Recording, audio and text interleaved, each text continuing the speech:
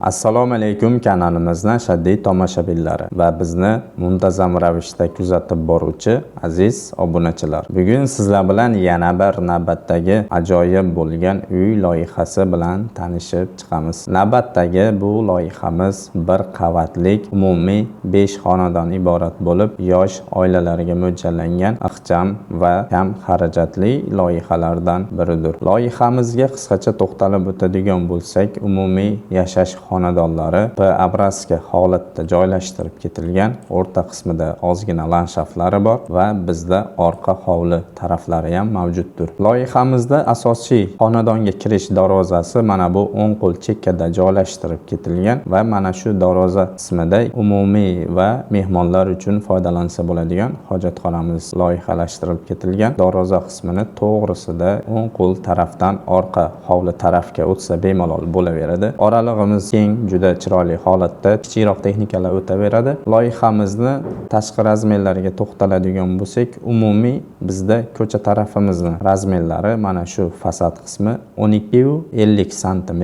Uyimizni mana bu yon tarafi esa umumiy 30 metr hisoblanadi. Mana shunda shu loyihadagi uyimizni umumiy egallab turgan yer maydoni 3,7 sotiq, yashash xonadonlari esa 3 sotiq yer maydonini egallab turibdi. Uyimizning o'zining razmerlari fasad qismi 12,5 metr bo'ladigan bo'lsa, mana bu yon taraf uzunligi esa shunda 24 metrni tashkil etadi. Endi loyihadagi uyimizni fundament razmerlariga to'xtalib o'tamiz. Loyihadagi uyimizning fundamentlarini umumiy ko'rinishi mana shunday holatda, shu holatda fundamentlari qo'yiladi. Agar sizga ushbu loyihamizning chizmalari va rasxodlari qiziq bo'ladigan bo'lsa, bemalol bizni Instagram kanalimizga o'tib ko'rishingiz mumkin bo'ladi. Hozirda ushbu loyihamiz qurilish jarayonlari boshlangan. Fundamentlarini mana shunday holatda chiroyli qilib quyib bitkazib qo'yishgan. Agar sizga qiziq bo'ladigan bo'lsa, bu loyihamizni fundamentiga ketadigan,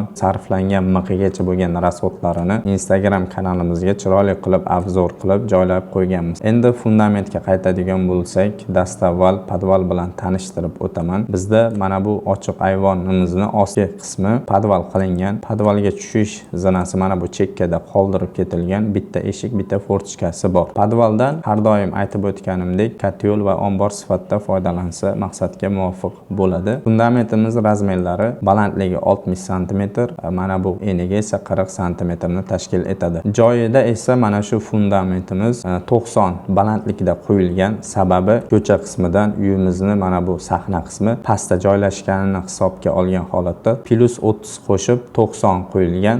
Bitgandan keyin shunaqangi 4 pog'ona bilan uyga kiriladigan to'kil qismi qoladi. Bizda umumiy fundamentlarimiz mana shunday holatda ko'rib turganingizdek. Endi loyihadagi uyimizni xonalar joylashuvi bilan tanishib chiqamiz. Endi xonalar joylashuvini mana shu kamera orqali yurib tanishtirib o'tadigan bo'lsak, dastavval ko'cha tarafdan boshlaymiz. Bizda asosiy kirish mana bu darvozaxonamiz o'ng qo'l chekkada joylashtirib ketilgan. Bemalol bitta avtomobillarini joylab qo'ysalar bo'laveradi. Darvozaxonadan kirganimizda bizda o'ng qo'l tarafda aytib o'tganimizdek 2 xonali hojatxona, darvozaxonamizning chap qo'l tarafida bitta mehmonxona joylashtirib ketilgan. Mana bu zina orqali bundoq yurib ko'tarilib kirganimizda mana bu yer bizda keng kattagina mehmonxonamiz juda ham shinam holatda ishlangan. Bu mehmonxonamizning yonida esa mana bu yerda kichkinagina ayvonchamiz bor. Ayvonchamizda oilaviy o'tirsa ham bo'ladi, stul qo'yib bemalol mehmon kuzasalar ham bo'laveradi. Endi asosiy yashash xonalariga qaytadigan bo'lsak, ko'rib turganingizdek, darvozaxonadan kirganimizdagi mana bu muhit juda ham bir chiroyli ishlangan, fasadlari ham juda ham mana shu korobka holatida ham go'zal turibdi. Mana bu zina orqali ko'tarilib, mana bu yerga kirganimizda bu yerda bizda kichkinagina koridorimiz bor. Koridordan to'g'riga yursak, bu yerda umumiy yuvinish xonasi joylashtirib ketilgan.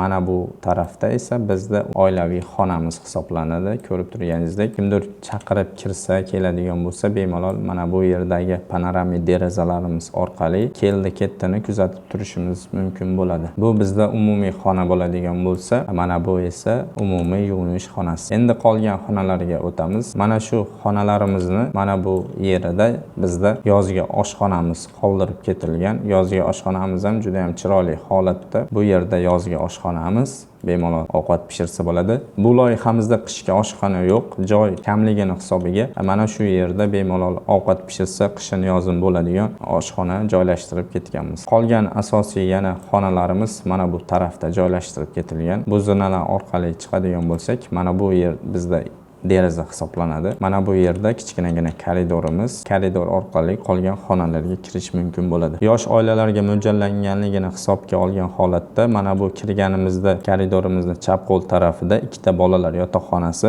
bittasi qizlar yotoqxonasi, bittasi o'g'il bolalar yotoqxonasi. Endi bu xonalarni bo'lib berish uy egasining xohishiga qarab bo'ladi.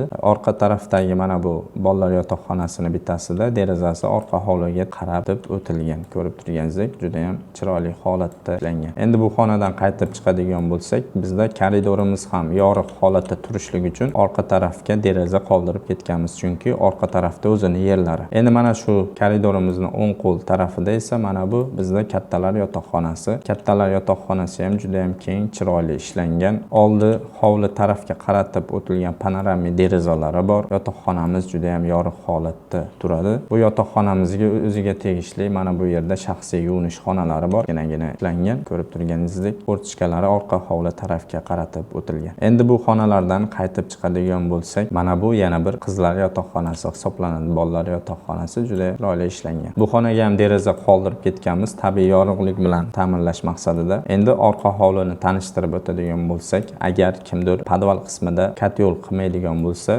bizda orqa tarafda bemalol yana bir kichkinagina xonamiz bor. Bu aynan uy egalarining xohishiga qarab mana shu yerga umumiy uyda ista bo'ladigan katyol xonamizni qoldirib ketganmiz. Albatta fundamentlari pastgacha kesiq holatda bo'ladi, ya'ni pastroqda joylashtirib ketiladi. Mana shu bizni umumiy uyimizni istadigan katyol xonamiz bo'ladi.